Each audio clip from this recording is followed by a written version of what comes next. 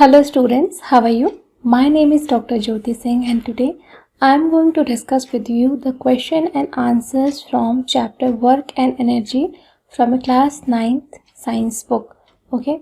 So इस video में हम बुक के अंदर के कुछ क्वेश्चंस को डिस्कस करेंगे और बुक के लास्ट में दिए हुए क्वेश्चंस को भी डिस्कस करेंगे. ठीक है, तो चलिए शुरू करते हैं. क्वेश्चन एंड आंसर डिस्कशन से कई बार कोई अगर हमारा कॉन्सेप्ट या कोई बात हमें बुक की लिखी हुई अगर समझ में नहीं आ रही होती है तो वो भी हमें क्वेश्चन एंड आंसर्स को सॉल्व करके डिफरेंट तरीके के क्वेश्चंस को देख के कॉन्सेप्ट हमारा क्लियर हो जाता है. इसीलिए क्वेश्चंस सॉल्व करना भी बहुत ज़रूरी है क्योंकि अल्टीमेटली आपको एग्ज़ाम में क्वेश्चंस ही फेस करने हैं. ठीक है, सो टेक्स्ट पढ़ने के बाद क्वेश्चन आंसर सॉल्यूशन को भी देखना ये भी आपकी बहुत ही इम्पोर्टेंट चीज़ है पढ़ाई के लिए. ठीक है, सो क्वेश्चन नंबर 1 है a force of 7 Newton acts on an object. एक 7 न्यूटन का फोर्स किसी ऑब्जेक्ट पे लग रहा है. The displacement is safe 8 metre in the direction of the force. Let us take it that the force acts on the object through the displacement. What is the work done in this case? तो work done जो है वो क्या हुआ, ये हमको work done निकालना है. ठीक है, सो आपको पता ही है when a force F acts on an object to displace it through a distance S in its direction, then the work done W on the body by the force is given by work done is equal to force into displacement. और force यहाँ 7 Newton है, displacement यहाँ 8 Newton है, तो 7 8 जा 56 यानी 56 joule का work done हुआ. ठीक है, अब हम क्वेश्चन नंबर 1 देखते हैं पेज नंबर 149 से. When do we say that work is done? हम कब कहेंगे और कब नहीं कहेंगे कि वर्क हुआ है या वर्क नहीं हुआ है. तो वर्क होने के लिए साइंटिफिक लैंग्वेज में 2 कंडीशंस है. ठीक है, so when do we say that work is done, तो हम कब कहेंगे कि वर्क हुआ है और कब कहेंगे कि वर्क नहीं हुआ है. ठीक है, तो साइंटिफिक लैंग्वेज में साइंटिफिक टर्मिनोलॉजी में हम तभी कहते हैं वर्क डन हुआ जब ये 2 कंडीशंस हमारी सेटिस्फाई होती हैं. अगर इन दोनों में से एक भी कोई कंडीशन सेटिस्फाई नहीं हो रही है तो हम कहेंगे कि वर्क डन नहीं हुआ है. ठीक है, इवन दो कि हम एग्जॉस्टेड फील करें लेकिन हम साइंटिफिकली नहीं कह सकते हैं कि कोई वर्क डन हुआ है. पहली कंडीशन है कि ये force acts on the body, मतलब कोई ना कोई फोर्स एक्ट होना चाहिए बॉडी के ऊपर, तभी हम कहेंगे कि वर्क डन हुआ है. अगर फोर्स जो है वो 0 है तो हम नहीं कह सकते हैं कि वर्क डन हुआ है. ठीक है, so there is a displacement of the body caused by the applied force along the direction of the applied force. तो बॉडी में कोई ना कोई डिस्प्लेसमेंट होना चाहिए, जिस डायरेक्शन में फोर्स लग रहा है उसी डायरेक्शन में उसका डिस्प्लेसमेंट भी होना चाहिए, तभी हम कहेंगे कि वर्क डन हुआ है. ठीक है, तो ये 2 कंडीशंस, अगर जैसे कि किसी पे फोर्स लग रहा है लेकिन उसका डिस्प्लेसमेंट नहीं हो रहा है, जैसे मैं दीवार को धक्का दे रही हूँ और दीवार तो अपनी जगह से हिल ही नहीं रही है, तो मेरा वर्क डन क्या आएगा, 0 आएगा. इवन दो कि मैं फोर्स अप्लाई कर रही हूँ लेकिन क्योंकि दीवार हिली नहीं इसीलिए वर्क डन 0 है. ठीक है, अब क्वेश्चन नंबर 2 देखते हैं. Write an expression for the work done when force is acting on an object in the direction of its displacement. तो हमें एक एक्सप्रेशन लिखना है कि जो वर्क डन, जब हम फोर्स जो है लग रहा है किसी ऑब्जेक्ट के ऊपर तो उसका हमें एक एक्सप्रेशन लिखना है. So when force F displaces a body through a distance S in the direction of the applied force, then the work done W. ये सारे सिंबल्स हैं, फोर्स को F से डिनोट करते हैं, डिस्टेंस को S से डिनोट करते हैं और वर्क डन को W से डिनोट करते हैं. ठीक है, on the body is given by the expression work done is equal to force into displacement. तो ये इक्वेशन बहुत इंपॉर्टेंट है, आपको ये इक्वेशन याद रखनी है. ठीक है, क्योंकि यही इक्वेशन आपको बार बार यूज़ करनी है वर्क को कैलकुलेट करने के लिए, फोर्स को कैलकुलेट करने के लिए, डिस्प्लेसमेंट को कैलकुलेट करने के लिए. तीनों क्वांटिटीज़ में से कोई 2 क्वांटिटी आपको दी रहेगी, आपको तीसरी कैलकुलेट करनी होगी. ठीक है, सो इस तरीके से ये एक एक्सप्रेशन है वर्क डन का. क्वेश्चन नंबर 3 देखते हैं. Define 1 joule of work. 1 joule of work को डिफाइन करिए. सो 1 joule is the amount of work done bye A force of 1 Newton on an object that displaces it through a distance of 1 meter in the direction of applied force. तो 1 joule क्या है, वो amount of work done है, जबकि 1 Newton का force किसी object को 1 metre तक डिस्प्लेस करता है in the direction of the applied force. तो ये 1 जूल की डेफिनेशन है। क्वेश्चन नंबर 4 है, a pair of bullocks exert a force of 140 newton on a plough. एक जो बैल है वो 140 न्यूटन का फोर्स लगाते हैं प्लो के ऊपर, ठीक है, जो हल होता है, प्लो मतलब। So the field being ploughed is 15 metre long. जो खेत की जुताई करनी है वो 15 मीटर लंबा है। How much work is done in ploughing the length of the field. इस तरह की फील्ड में को प्लो करने में कितना वर्क डन हुआ, ठीक है। तो वर्क डन का फॉर्मूला हमें पता ही है, work done is equal to force into displacement. तो अप्लाइड फोर्स 140 न्यूटन का है, डिस्प्लेसमेंट 15 मीटर का है, तो work done is equal to force into displacement, that is 2100 joule, ठीक है। ये आपका वर्क डन आ गया, इतना वर्क डन लगा व्हील को प्लो करने में। अब हम पेज नंबर 152 से कुछ क्वेश्चंस देख लेते हैं। क्वेश्चन नंबर 1 है, what is the kinetic energy of an object. एक ऑब्जेक्ट की काइनेटिक एनर्जी को हम कैसे डिफाइन करते हैं, ठीक है। So the kinetic energy is the energy possessed by a body by virtue of its motion की वजह से अगर किसी ऑब्जेक्ट में एनर्जी है तो उस एनर्जी को हम कहते हैं kinetic energy. Every moving object possesses kinetic energy. जो भी ऑब्जेक्ट मूव कर रहा है उसको हम कहेंगे कि उसके पास काइनेटिक एनर्जी है। Kinetic energy of hammer is used in driving a nail into a log of. तो जैसे हथौड़ा है उसकी काइनेटिक एनर्जी को हम यूज करते हैं कील को लकड़ी के टुकड़े में गाड़ने के लिए, ठीक है, क्योंकि हैमर मूव करता है, ठीक है। सो into the log of wood, kinetic energy of air is used to run windmills। जो एयर के पास काइनेटिक एनर्जी होती है उसमें उसकी वजह से ही पवन चक्कियां जो विंड मिल्स होती हैं वो चलती हैं, जिससे कि इलेक्ट्रिसिटी प्रोड्यूस होती है। And then question number 2 is what write an expression for the kinetic energy of an object. किसी ऑब्जेक्ट की काइनेटिक एनर्जी को कैलकुलेट करने के लिए हम कौन सा फॉर्मूला यूज करेंगे, वही एक्सप्रेशन मतलब formula. So if a body of mass m, मान लेते हैं कि कोई बॉडी है उसका मास m है, is moving with a velocity v और वो v वेलोसिटी से चल रही है, देन इट्स काइनेटिक एनर्जी, जिसको कि हम ई के शॉर्ट में k है, यहाँ पे k से डिनोट करते हैं, ई के से, is given by the expression kinetic energy is equal to half into mass into velocity का स्क्वायर।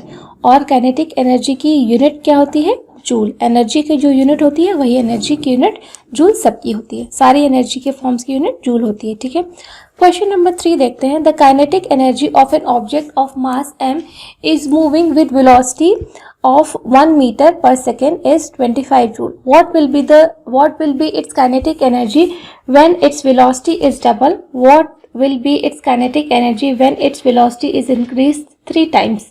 ठीक है, तो अब हमें पता है काइनेटिक एनर्जी का फॉर्मूला, तो अब हम कुछ भी कैलकुलेट कर सकते हैं, ठीक है। So expression for kinetic energy is E K half into mass into velocity, ये पता है हमें, ठीक है।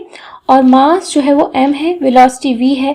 गिवन दैट काइनेटिक एनर्जी कितना है, हमें ये क्वेश्चन में दिया हुआ है कि 25 जूल उसकी काइनेटिक एनर्जी है। So if the velocity of an object is double, मान लेते हैं कि उसकी वेलोसिटी डबल हो गई, ठीक है, then v is equal to 5 into 2 that is 10, ठीक है। पहली जो वेलोसिटी इनिशियल है वो 5 है। सो therefore its kinetic energy becomes 4 times its original। अगर हम वेलोसिटी को डबल कर देते हैं तो काइनेटिक एनर्जी 4 टाइम्स इंक्रीज हो जाती है, क्योंकि काइनेटिक एनर्जी में वेलोसिटी का स्क्वायर यूज होता है, ठीक है, because it is proportional to the square of the velocity. Hence kinetic energy, तो अब काइनेटिक एनर्जी कितनी हो गई, 4 टाइम्स इंक्रीज हो गई। So it is 25 into 4 that is 100 joules. Fine, so आपको ये क्वेश्चन समझ में आ रहा होगा। So hence the kinetic energy is 100 joule. If the velocity is increase 3 times, मान लेते हैं कि वेलोसिटी को हम 3 टाइम्स बढ़ा देते हैं, ठीक है, then its kinetic energy becomes 9 time its original value because it is proportional to the square of the velocity. अगर हम इनिशियल वेलोसिटी को बढ़ा देते हैं 3 टाइम्स, यानी जैसे पहले 5 वेलोसिटी थी, अब उसको 3 गुना यानी 15 कर देते हैं, तो 15 का स्क्वायर यूज होगा, ठीक है। So hence the kinetic energy is 25 into 9 that is 225 joules. Okay, तो इस तरीके से हम कैलकुलेट करते हैं। अब पेज नंबर 156 से कुछ क्वेश्चंस देख लेते हैं। What is power? पावर किसको कहते हैं? ठीक है, so power is rate of doing work और rate of transfer of energy. ठीक है, तो पावर को हम दोनों ही तरीके से डिफाइन करते हैं, रेट ऑफ डूइंग वर्क और rate of transfer of energy is known as power. If W is the amount of work done in time T, then power is given by expression. ठीक है, power is work done per unit time और energy consumed per unit time. क्योंकि work और energy की units same होती है तो work और एनर्जी को हम इंटरचेंजेबली भी यूज करते हैं। सो power is work done per unit time और इसकी यूनिट क्या है? वॉट, जिसको कि हम कैपिटल W से डिनोट करते हैं। क्वेश्चन नंबर 2 है define 1 watt of power. 1 watt of power को हम कैसे डिफाइन करेंगे? ठीक है, so a body is said to have power of 1 watt if it does work at the rate of 1 joule in 1 second. ठीक है, what की यूनिट है 1 जूल पर सेकेंड। ठीक है, सो ये इस तरीके से हम 1 वॉट को डिफाइन करेंगे। 1 watt is equal to 1 joule per second. Question number 3 है a lamp consumes 1000 joules of electrical energy in 10 second. What is its power? उसकी पावर क्या है? तो आपको पता है power is given by the expression work done per unit time, और work done जो है वो एनर्जी कंज्यूम्ड के बराबर होती है। ठीक है, तो यहाँ पे हम एनर्जी कंज्यूम्ड अपॉन टाइम यानी कि 1000 बाय 10 यानी 100 जूल्स पर सेकेंड यानी कि 100 वॉट। तो 100 वॉट जो है एनर्जी कंजम्पशन जो हुआ उसकी वजह से जो पावर जनरेट हुआ वो 100 वॉट का पावर जनरेट हुआ। Define average power. Average power क्या होती है? तो कई बार क्या होता है कि डिवाइसेस का जो है पावर अलग अलग टाइम पे अलग अलग हम पावर यूज़ करते हैं। ठीक है, तो जैसे हम गाड़ी चलाते हैं तो हम हमेशा एक ही स्पीड से तो नहीं चलते हैं, है ना, कभी रोड पे ट्रैफिक आता है। वैसे ही जो अप्लाइंसेस चलते हैं वो हमेशा एक ही उस पर नहीं काम करते, एक ही एफिशिएंसी रेट से नहीं काम करते ना, हीट हो जाते हैं कई बार हम उन्हें स्विच ऑफ कर देते हैं। तो एक एवरेज पावर लेके हम चलते हैं। ठीक है, so a body can do different amount of work in different time intervals, hence it is better to define average power. इसीलिए हम एक एवरेज पावर लेके चलते हैं। Average power is obtain by dividing the total amount of work done in the total time taken to do this work.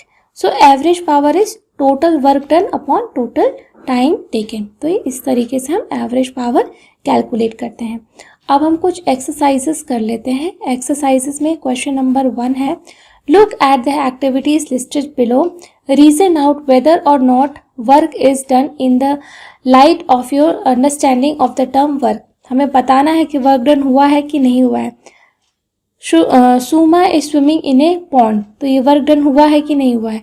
So Suma is doing work as she is able to move herself by applying force with the movement of her arms and legs in the water.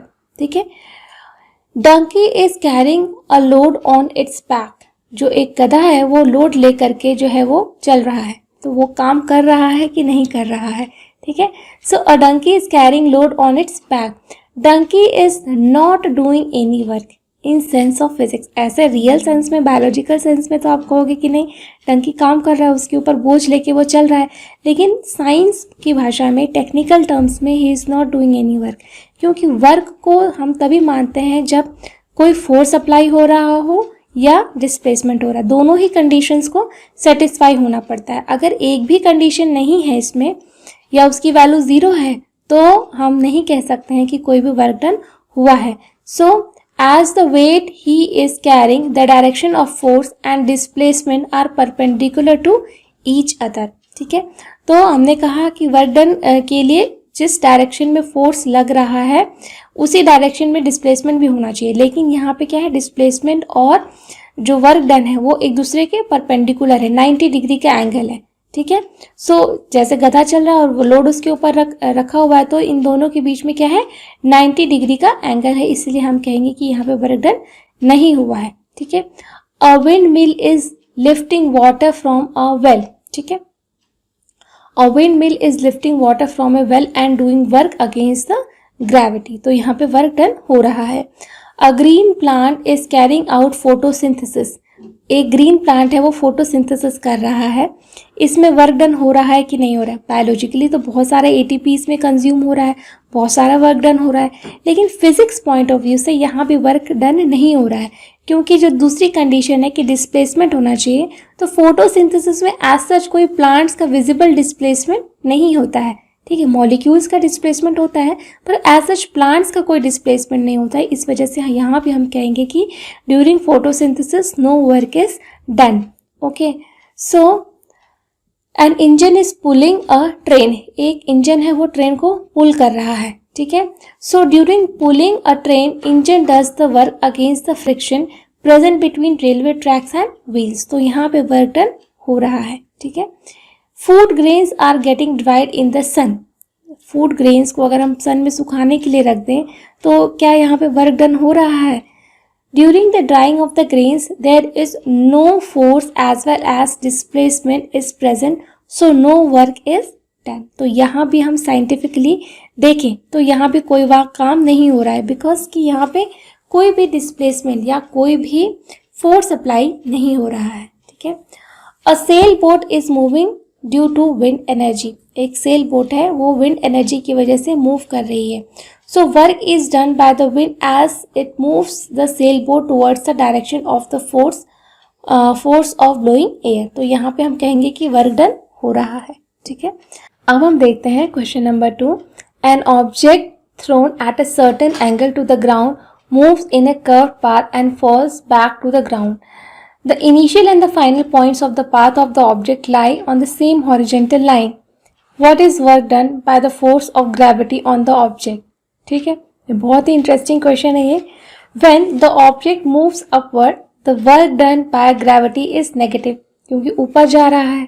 ठीक है, तो ऊपर जा रहा है तो जिस direction में फोर्स लगाया है वो फोर्स ग्रेविटी के अगेंस्ट में जो फोर्स लग रहा है। ठीक है, तो इस वजह से यहाँ एक्सेलरेशन हम क्या लेंगे? नेगेटिव लेंगे। ठीक है, as the direction of gravitational force is towards the earth's center.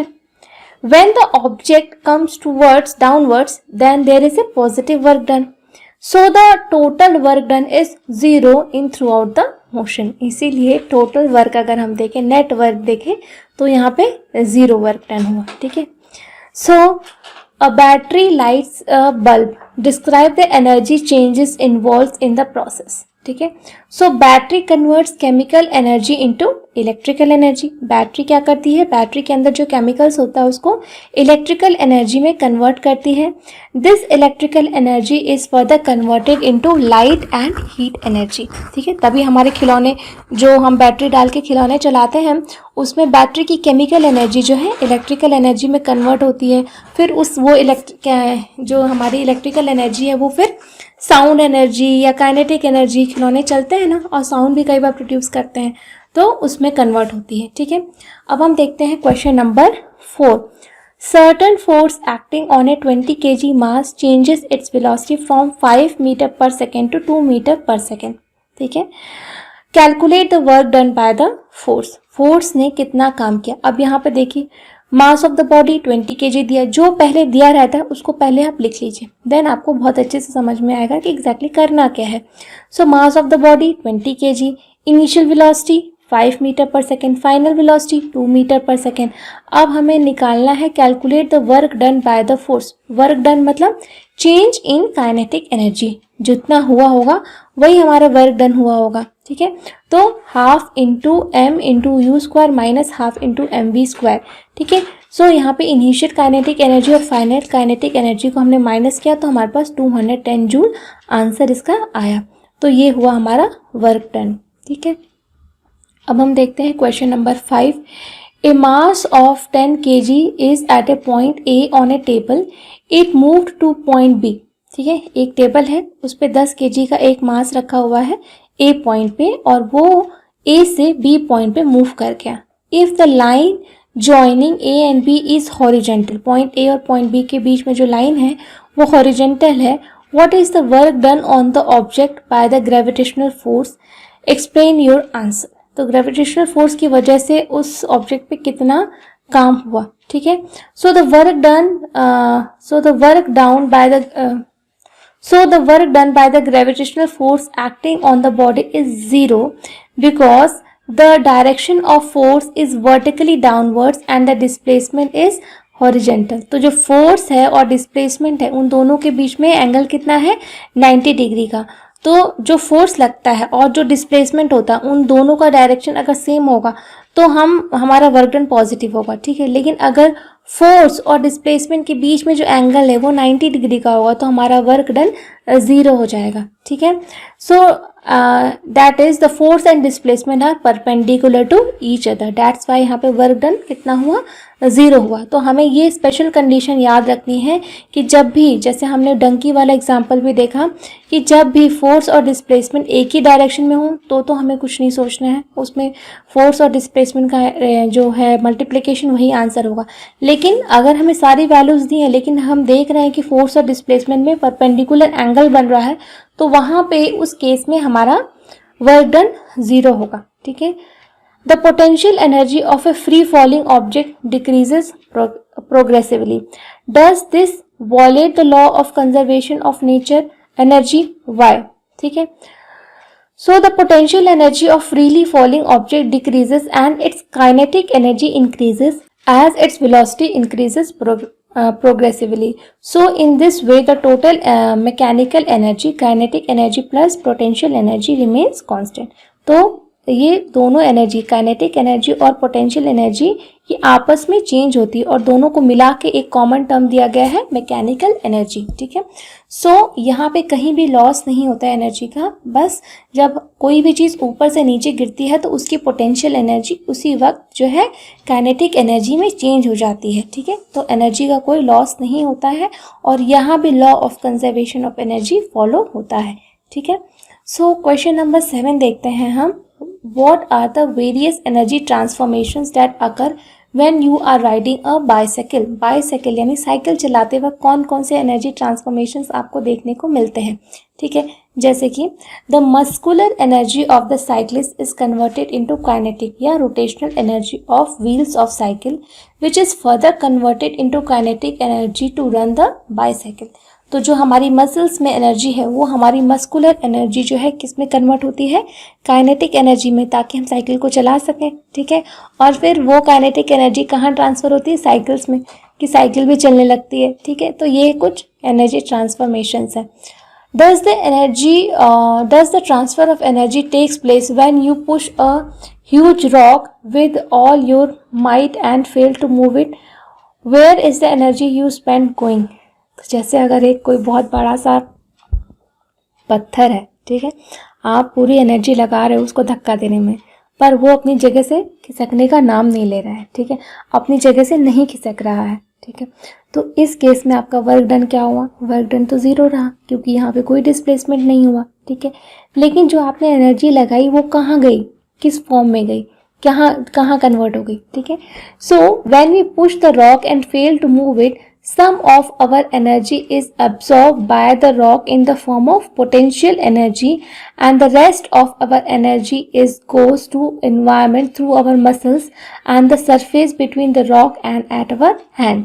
तो हमारे पत्थर और हमारे हैंड के बीच में मतलब एक रगड़ खाता है तो उससे हीट एनर्जी भी निकलती है कई बार, और ये एनर्जी इन्वायरमेंट में चली जाती है, लॉस हो जाती है एक तरीके से, क्योंकि हम उस पत्थर को नहीं खिसका पाते और थोड़ा पोटेंशियल एनर्जी हमारे हाथ से वो रॉक में भी जाता है. ठीक है. और बाकी एनर्जी हमारा कहाँ चला जाता है, एनवायरनमेंट में, क्योंकि हम तो पत्थर को हिला नहीं पाए लेकिन वो एनर्जी हमारे अंदर भी नहीं रही, तो इसलिए वो एनर्जी हम कह सकते हैं कि वापस से एनवायरनमेंट में चली गई. ठीक है. क्वेश्चन नंबर 9 देखते हैं. A certain house hold has 250 units of energy during a month. तो 250 यूनिट एनर्जी का बिल आया कि 250 यूनिट आपने एनर्जी कंज्यूम की है. How much energy is this in joules. तो अगर हम इसको जूल्स में बताना चाहें तो कैसे होगा, तो 1 यूनिट का अगर हम देखें कि 1 यूनिट कितने जूल्स के बराबर होता है. ठीक है. तो ये बहुत इंपॉर्टेंट है. 1 unit is equal to 1 × 100, 1000, 10,000, lakh, 10 lakh. ठीक है. 36 लाख जूल्स के बराबर होता है 1 यूनिट, जो आपकी बिजली की 1 यूनिट आती है. ठीक है. सो 250 यूनिट्स के बराबर कितना हुआ, 250 × 36 lakhs, यानी ये 9 इंटू 10⁸ जूल्स। ठीक है, अगर हम जूल्स में देखें इसको तो इतना एनर्जी हमने कंज्यूम किया होता है। ठीक है, क्वेश्चन नंबर 10 देखते हैं। An object of mass 40 kg is raised to a height 5 metre above the ground. एक कोई मास है 40 kg का, उसको 5 मीटर ग्राउंड से ऊपर उठाया गया है। What is its potential energy, उसकी पोटेंशियल एनर्जी क्या हुई। If the object is allowed to fall, find its kinetic energy when it is half way down. तो आधे रास्ते आ जाएगा तो उस वक्त उसकी काइनेटिक एनर्जी क्या होगी। तो पोटेंशियल एनर्जी को कैलकुलेट करने के लिए हमारे पास फॉर्मूला है mgh, mass into gravity into height. So mass हमको दिया है 40 kg, जी हमें पता है 9.8 और हाइट हमें दिया है 5 metre. So the potential energy is 40 into 9.8 into 5, that is 1960 joules. ये आपकी पोटेंशियल एनर्जी आ गई। So according to the law of conservation of energy, the total mechanical energy, जो टोटल एनर्जी है किसी भी बॉडी के पास, वो हमेशा कंजर्व्ड रहती है। तो यहाँ पे टोटल एनर्जी क्या है, मैकेनिकल एनर्जी, जिसमें कि दो हिस्सेदार हैं, काइनेटिक एनर्जी और एक पोटेंशियल एनर्जी। अब हमें पोटेंशियल एनर्जी पता है। ठीक है, so when the object is half way down, जब ऑब्जेक्ट अपने आधे रास्ते पे पहुंच चुका होगा, सो its potential energy become half the original energy and remaining half converted into kinetic energy. तो अगर आधे रास्ते पे होगा तो आधी पोटेंशियल एनर्जी खत्म हो चुकी होगी और आधी काइनेटिक में बदल चुकी होगी। ठीक है, सो हम इसको हाफ भी कर सकते हैं। तो 1960 डिवाइडेड बाई 2, 980 जूल्स। तो इस तरीके से हम हाफ वे का काइनेटिक एनर्जी कैलकुलेट कर सकते हैं। अब हम देखते हैं question number 11। What is the work done by the force of gravity on A satellite moving around the earth, justify your answer. So when A satellite moves around the earth, the displacement is short interval is along the tangential direction and the force, gravitational force is towards the center of the earth। हमने देखा tangent के हर हमेशा जो movement होता है वो टेंजियल होता है। ठीक है, जो भी कोई भी मून है या अर्थ है, किसी का भी कोई भी जब सेलेस्टियल बॉडी दूसरे सेलेस्टियल बॉडी का चक्कर लगाती है सर्कुलर मोशन में, तो उसका मोशन टेंजियल होता है, टेंजेंट के अराउंड मूव करता है। ठीक है, और since the force and displacement are perpendicular to each other, the work done by gravitational force is 0। तो जैसे हमने कहा कि अगर फोर्स और डिस्प्लेसमेंट के बीच में 90 डिग्री का एंगल बनेगा तो क्या होगा, जो वर्क डन है वो कितना आएगा, 0। तो यानी जितने भी ग्रह नक्षत्र काम करते हैं, ठीक है, घूमते हैं, किसी भी प्लैनेट के अराउंड घूमते हैं, तो उनके द्वारा वर्क डन क्या होता है, 0। हम हमेशा उनको 0 वर्क डन लिखेंगे। ठीक है, क्वेश्चन नंबर 12 देखते हैं। Can there be displacement of an object in the absence of any force acting on it. तो क्या ऐसा हो सकता है कि किसी ऑब्जेक्ट का डिस्प्लेसमेंट हो और उसके ऊपर कोई फोर्स काम न कर रहा हो, इज इट पॉसिबल। ठीक है, think, discuss this question with your friends and teacher. तो क्या ऐसा हो सकता है, हाँ ऐसा हो सकता है। कैसे, yes it is true, there may be displacement in the absence of force. We know that force क्या होता है, मास इंटू एक्सेलरेशन। ठीक है, in the absence of force, तो फोर्स अगर 0 हो गया देन मास और एक्सेलरेशन भी 0 के बराबर हो जाएंगे। सो यहाँ पे acceleration is equal to 0 as mass can not be equal to 0। कभी भी किसी भी ऑब्जेक्ट का मास तो 0 नहीं हो सकता है। तो अगर फोर्स 0 है यानी कि एक्सेलरेशन 0 हुआ होगा, इसी वजह से फोर्स की वैल्यू 0 आ रही है। ठीक है, so if a is equal to 0, the object is either at rest or in a state of uniform motion in a straight line. In the case the object is moving in a straight line, there must be displacement. So in the absence of force there may be displacement in the object. तो ये हम अपने logic से हमने इसको proof किया कि इस तरीके से हो सकता है कि अगर मतलब एक्सेलरेशन 0 है तो ज़रूर वो हो सकता है कि ऑब्जेक्ट या तो रेस्ट पे है या तो एक कांस्टेंट स्पीड से चल रहा है। ठीक है, तो जब कांस्टेंट स्पीड से चल रहा है तो डिस्प्लेसमेंट हो ही रहा होगा। ठीक है, लेकिन अब क्योंकि कोई फोर्स काम नहीं कर रहा है, मतलब कोई फोर्स नहीं है, ठीक है, so there may be displacement in the object. तो इस तरीके से हमने इसको प्रूफ किया। ठीक है, क्वेश्चन नंबर 13 है। A person holds a bundle of hay over his head for 30 minutes and get tired. एक बोझा लिया है, ठीक है, जैसे किसान बोझा लेके चलते हैं, 30 मिनट तक बोझा लेके वो खड़ा है, ठीक है। Has he done some work और नॉट, जस्टिफाई योर आंसर, ठीक है। So the person holding a bundle of hay get tired because his muscular energy is converted into thermal energy. उसकी मसल्स थकी रही होंगी. So there is no displacement at all. लेकिन इसमें कोई displacement तो हुआ नहीं, बोझा लेके खड़ा ही रहा. So he had done no work. ठीक है, as the work done is equal to force into displacement. तो जैसे अगर कूली अगर आपका सामान लेके चल रहा है तो आप कूली को पैसे देने से मना कर सकते हो क्योंकि उसने तो कोई काम ही नहीं किया, ठीक है. सो फिजिक्स पॉइंट ऑफ व्यू से ये सारी चीज़ें करेक्ट हैं, बट रियल टाइम में ये चीज़ें जो रोज़मर्रा की हमारी लाइफ है या बायोलॉजिकल पॉइंट ऑफ व्यू से ऐसा नहीं है कि उसने कुछ काम नहीं किया, but technically he has done no work. Okay, question number 14 है, an electric heater is rated 1500 watt. एक इलेक्ट्रिक हीटर है, उसके ऊपर 1500 वॉट उसकी रेटिंग लिखी है. आपने देखा होगा बल्ब के ऊपर, जितने भी इलेक्ट्रिकल अप्लायंसेस आते हैं उन सबके ऊपर ये रेटिंग लिखी रहती है. How much energy does it use in 10 hours. 10 घंटे में ये कितना एनर्जी यूज़ करेगा, ठीक है. So energy is power into time. ये भी आपको फॉर्मूला याद करना होगा. एनर्जी को हम कैसे निकालते हैं, पावर इनटू टाइम, या पावर को निकालते हैं एनर्जी पर यूनिट टाइम, ठीक है. So here power is 1500 watt. So और टाइम दिया है हमारे पास 10 आवर्स, यानी 60 इंटू 60 इंटू और 10, ठीक है. 10 आवर्स है, उसको मिनट और सेकेंड्स में हमने कन्वर्ट कर लिया. So the energy use by heater is power into time. Power इतना, टाइम इतना, और 5.4 into 10 to the power 7 joules. तो टाइम को आवर से सेकेंड में कन्वर्ट करना बहुत इंपॉर्टेंट है. कई बार आप यही भूल जाते हैं और इस वजह से आपका क्वेश्चन रॉन्ग हो जाता है. तो हमेशा ही टाइम को पहले सेकेंड्स में कन्वर्ट करिए, तभी आप क्वेश्चन को अटेम्प्ट करिए, ठीक है. सो क्वेश्चन नंबर 15 है, illustrate the law of conservation of energy by discussing the energy changes which occur when we draw a pendulum bomb to one side and allow it to oscillate. Why does the bomb eventually come to rest? What happens to it's energy eventually?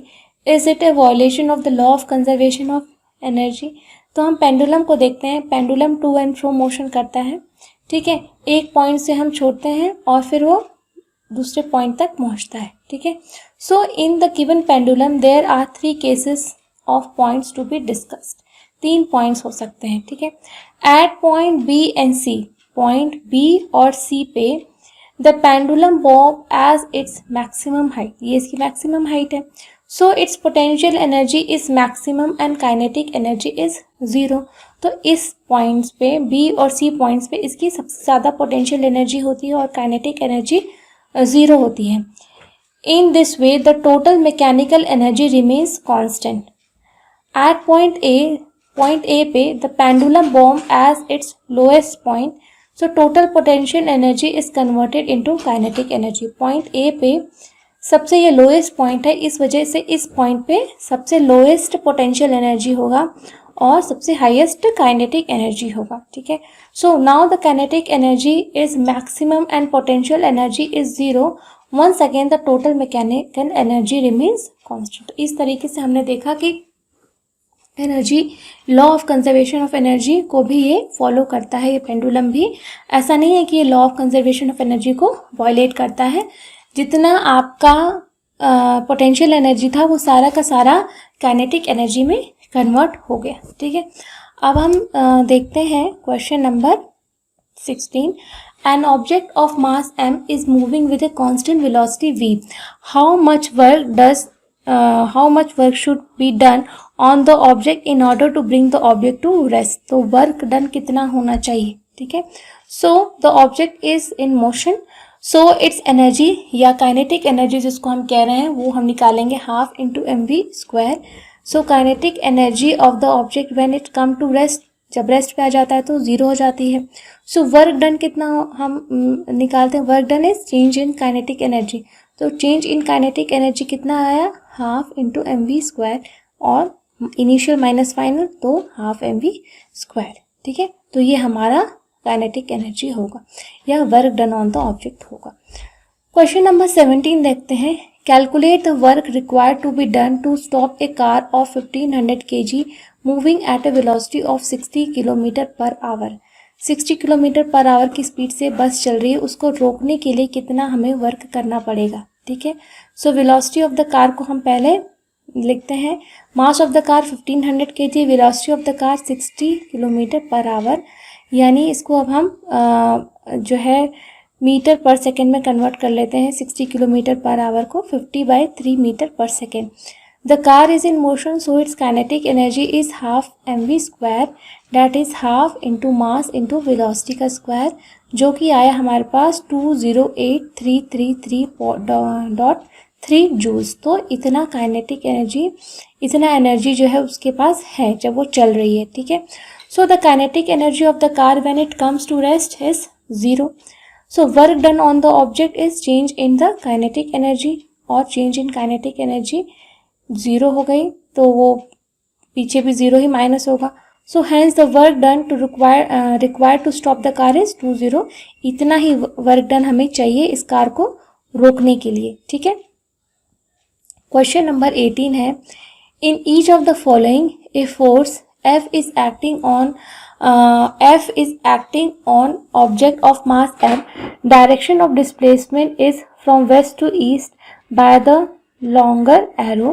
Observe the diagrams carefully and state whether the work done by the force is negative, positive or 0. हमें बताना है, ठीक है।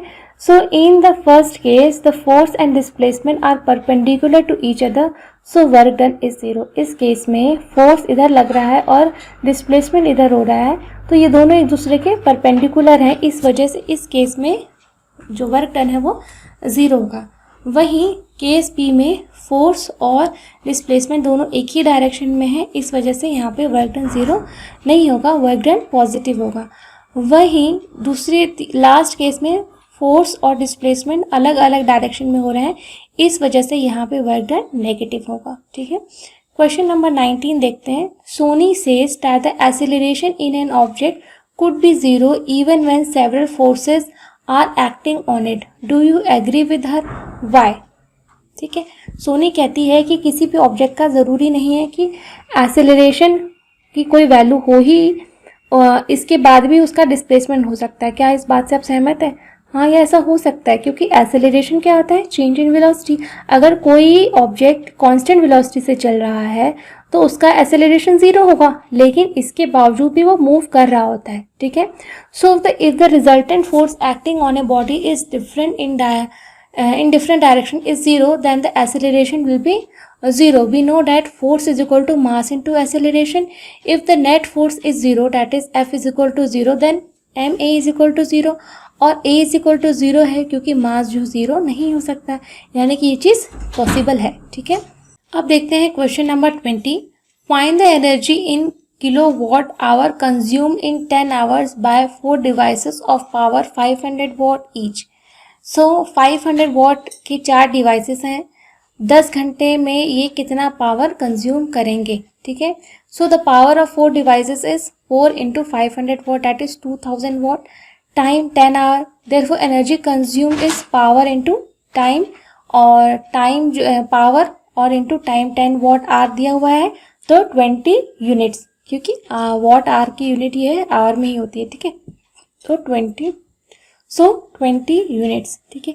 Question number 21। A free falling object eventually stops on reaching the ground, what happens to its kinetic energy. कोई ऊपर से गिर रही है चीज़, ऐसे ऐसे ऐसे नीचे नीचे आके गिर के स्टॉप हो जा रही है, तो उसकी जो काइनेटिक एनर्जी है वो कहाँ गई, ठीक है। सो क्या हुआ उसकी काइनेटिक एनर्जी का। So when a free falling body eventually stops on reaching the ground, its kinetic energy gets converted into heat energy, क्योंकि जैसे जैसे ऊपर से चीज़ें नीचे गिरती हैं वो गर्म भी होती हैं, ठीक है। As the body and ground becomes warms due to collision, sound energy में भी कन्वर्ट हो जाता है, and into potential energy due to change of shape और डिफॉर्मेशन। तो कई बार गिरने से चेंज हो जाता है शेप, ठीक है, तो वो पोटेंशियल एनर्जी के फॉर्म में स्टोर हो जाता है वहाँ पे, ठीक है। तो ये सारी चीज़ें होती हैं, ठीक है। तो आई होप कि आपको ये क्वेश्चन एंड आंसर डिस्कशन अच्छे से समझ में आया होगा। And still, if you have any doubts in any of the questions, then you can write in the comment section. I will try to reply as soon as possible. And one appeal I want to make with you all is that do like, share and subscribe my channel. Thank you.